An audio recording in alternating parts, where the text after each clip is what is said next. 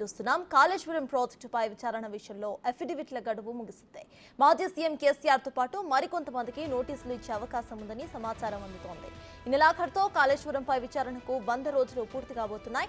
అయితే justice PC Ghosh commission ఈ విచారణను నిర్వహిస్తోంది. ఇప్పటికే టెక్నికల్ అంశాలపై విచారణ పూర్తయిపోయింది. కాళేశ్వరంపై విచారణ ఎదుర్కొంటున్న వారంతా కూడా అఫిడవిట్ల రూపంలో వాంగ్మూలాలను ఇవ్వాలని కమిషన్ ఆదేశించింది. నెలాఖరు వరకు అఫిడవిట్స్ ను పరిశీలించిన తరువాత పొలిటికల్ యాంగిల్స్ లో విచారణ చేపట్టే అవకాశం కూడా కనిపిస్తోంది. ఇప్పటికే విద్యుత్ కొనుగోలు అంశంలో కేసీఆర్ ను నోటీసులు జారీ చేసింది పవర్ కమిషన్.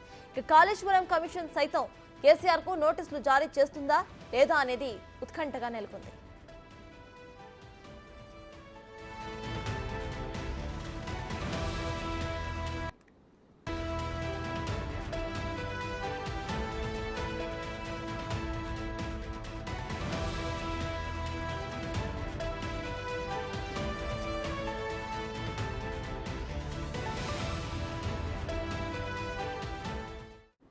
మొత్తానికి కాళేశ్వరం ప్రాజెక్టుపై విచారణ విషయంలో అఫిడవిట్స్ గడువు అయితే పూర్తయింది. అయితే నెక్స్ట్ స్టెప్ ఎలా ఉండబోతోంది అనే దానిపైన అప్డేట్స్ ను మా ప్రతినిధి వెంకట్ లైవ్ లో అందించడానికి సిద్ధంగా ఉన్నారు. వెంకట్, చెప్పండి, అటు కేసీఆర్ కూడా నోటీసులు అందే ఛాన్స్ ఉన్నట్టు తెలుస్తోంది. ఇక ఆయనతో పాటు మరికొంతమంది కూడా నోటీసులు ఇచ్చే అవకాశాలు గట్టిగా కనిపిస్తున్నాయి. అయితే ప్రెసెంట్ అప్డేట్స్ ఏంటి? ఇక కేసీఆర్ తో పాటు ఇంకెవరెవరికి నోటీసులు ఇచ్చే అవకాశం ఉందనుకోవచ్చు? కాళేశ్వరం పైన విచారణ తుది దశకు చేరుకుందని చెప్పుకోవచ్చు. దాదాపు 3 నెలల నుంచి కాళేశ్వరం పైన విచారణ కొనసాగుతోంది.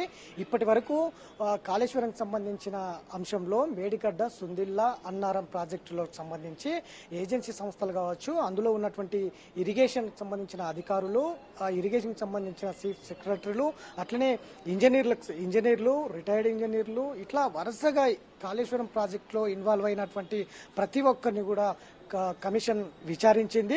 వారందరితో నుంచి కూడా డేటా అంతా కూడా సేకరించింది. డేటా సేకరించడమే కాదు, ఇదంతా కూడా అఫిడవిట్ల రూపంలో ఈ నెల 27 తారీఖు వరకు మొత్తం అఫిడవిట్ల రూపంలో ఇవ్వాలని కూడా ఆదేశించింది.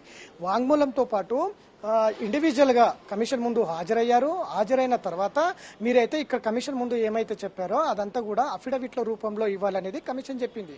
కాబట్టి ఇవాళ 27వ తారీఖు కాబట్టి ఇవాళ చివరి రోజు అఫిడవిట్ల రూపంలో ఎవరైతే విచారణ ఎదుర్కొన్నారో ఈ విచారణ ఎదుర్కొన్న వారంతా, అధికారులంతా అఫిడవిట్ల రూపంలో కమిషన్ కు అప్పచెప్పినటువంటి సిచ్యువేషన్ కనిపిస్తూ ఉంది. ఇప్పటికే కొంతమంది అఫిడవిట్ల రూపంలో వారి వాంగ్మూలాలు ఇచ్చారు. ఇక ఈ నెల చివరి ఆఖరు వరకు, వచ్చే నెల మొదటి వారం వరకు ఈ అఫిడవిట్లు ఏవైతే వచ్చాయో ఈ అఫిడవిట్ల రూపంలో పూర్తి స్థాయిలో పరిశీలన చేస్తుంది.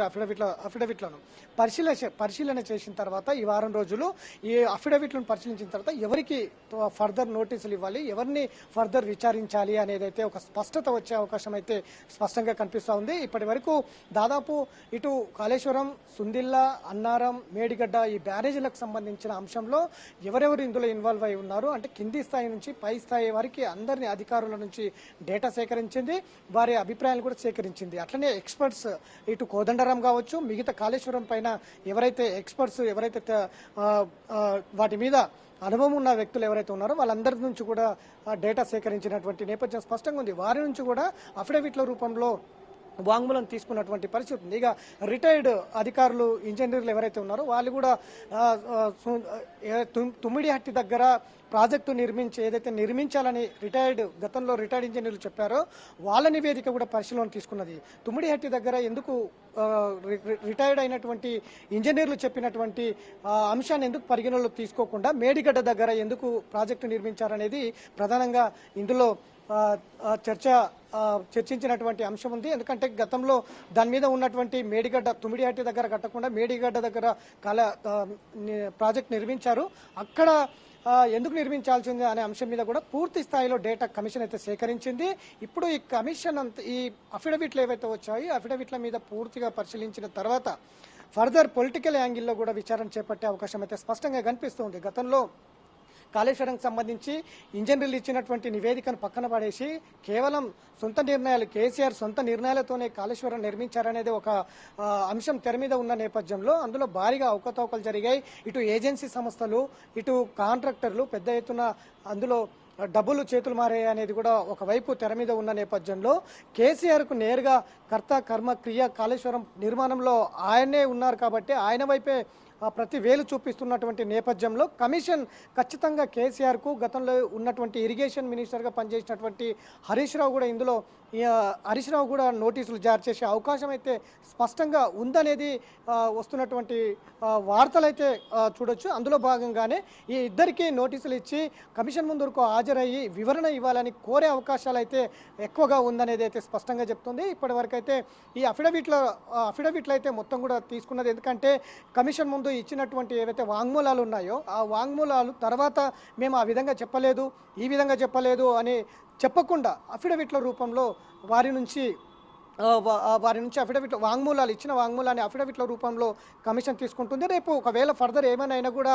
వీళ్ళ దగ్గర కమిషన్ దగ్గర సాక్ష్యాధారాలు ఉంటాయి కాబట్టి ఖచ్చితమైన విచారణ కొనసాగిస్తున్నటువంటి నేపథ్యంలో భవిష్యత్తు ఈ అఫిడవిట్ల పరిశీలన తర్వాత పొలిటికల్ యాంగిల్లో ఎవరెవరికి నోటీసులు ఇస్తుంది, అట్లనే వారి విచారణ అనంతరం ఇటు కేసీఆర్ కావచ్చు, హరీష్ రావు కావచ్చు, గతంలో కాళేశ్వరం ప్రాజెక్టులో ఇన్వాల్వ్ అయినటువంటి వారందరూ కూడా మరొకసారి నోటీసులు ఇచ్చి పొలిటికల్ యాంగిల్లో కూడా విచారించే అవకాశం అయితే స్పష్టంగా కనిపిస్తుంది. అంతేకాదు ఈ నెల చివరాఖరు వరకు తుది గడువు ఉంది కాబట్టి గడువు మళ్ళీ ప్రభుత్వాన్ని గడువు కోరుతుందా, ఇంకా కొంత సమయం కావాలి విచారణకు సంబంధించి గడువు కోరుతుందా అనేది కూడా కొంత ఎందుకంటే ఇప్పటికే గడువు కావాలని కాళేశ్వరం పైన కమిషన్ కోరింది. కానీ మళ్ళీ ఒకవేళ ప్రభుత్వం గడువు పెంచితే మాత్రం కాళేశ్వరం పైన ఇప్పటివరకు ప్రాథమికంగా టెక్నికల్ అంశంలో పూర్తిగా విచారణ పూర్తి చేసింది కమిషన్. తర్వాత ఆర్థిక అంశాలు కాళేశ్వరం పైన ఎన్ని కోట్లకు టెండర్ వేసిండ్రు, ఆ తర్వాత ఎన్ని కోట్లు అయింది కాళేశ్వరం ప్రాజెక్టు కింద కట్టినటువంటి మేడిగడ్డ కావచ్చు, అన్నారం కావచ్చు, సుందిల కావచ్చు, ఇప్పుడు కృంగిపోయినాయి, దానికి ఎంత ఖర్చు చేసిండ్రు, ఎట్లా ఎస్టిమేట్ చేసిర్రు, ఇట్లాంటి ఆర్థిక అంశాలపైన మీద కూడా విచారణ చేసే అవకాశం అయితే స్పష్టంగా కనిపిస్తోంది. ఎందుకంటే ఈ 100 రోజులు సరిపోదు విచారణ చేయడానికి, ఇందులో చాలా అంశాలు ఉన్నాయి. కాళేశ్వరమే కాదు 3 ప్రాజెక్టులకు సంబంధించిన అంశాలు ఉన్నాయి. వాటితో పాటు పవర్ ప్రాజెక్టులు అక్కడ కాళేశ్వరానికి సంబంధించిన మోటార్లు ఏవైతే ఉన్నాయో పంపు హౌజులు కావచ్చు, దానికి సంబంధించిన విద్యుత్ అంశాలు కావచ్చు, ఇవన్నీ కూడా ఆర్థికపరమైన అంశాల మీద కూడా దృష్టి పెట్టే అవకాశం అయితే స్పష్టంగా కనిపిస్తూ ఉంది. ఇప్పటివరకు టెక్నికల్ అంశాలన్నీ కూడా విచారణ పూర్తి చేసింది కమిషన్. వాటితో పాటు ఇప్పటివరకు ఏజెన్సీ సంస్థలు కావచ్చు, మిగతా అధికారులు కావచ్చు, ఎవరైతే గతంలో ఉన్నటువంటి ఐఏఎస్ ఆఫీసర్లు కావచ్చు, వీళ్ళందరితో కూడా అఫిడవిట్లు సేకరించింది, డేటా సేకరించింది, వారి చెప్పుకున్న అభిప్రాయాలంతా కూడా కమిషన్ విన్నది. ఇప్పుడు ఫర్దర్ ఈ అఫిడవిట్ల పరిశీలన తర్వాత పొలిటికల్ యాంగిల్లో కేసీఆర్కు గతంలో ఇరిగేషన్ మినిస్టర్గా చేసినటువంటి హరీష్ రావుకు నోటీసులు జారీ చేస్తుంది అనేది అయితే సమాచారం అయితే పక్క అందుతోంది. ఒకవేళ వారి వివరణ అయితే ఖచ్చితంగా తీసుకుంటుంది. ఎందుకంటే అందులో 1,00,000 కోట్ల రూపాయలు ప్రజాధనాన్ని ఖర్చు పెట్టి నిధులు నియామకాలతో ఏర్పడిన తర్వాత కాళేశ్వరం మీద ఈ తెలంగాణ పాడి పంటలకు మాగాని తెలంగాణ అంటే ఇక్కడ ప్రజలందరూ నమ్మారు కాబట్టి ఆ నమ్మకంతో కాళేశ్వరం 1,00,000 కోట్లతో ప్రజా సంపద పెట్టి ఇవాళ నిర్మాణం చేసిన తర్వాత పూర్తిగా కాళేశ్వరం ప్రాజెక్టు విఫలమైనటువంటి నేపథ్యం స్పష్టంగా కనిపిస్తూ ఉంది.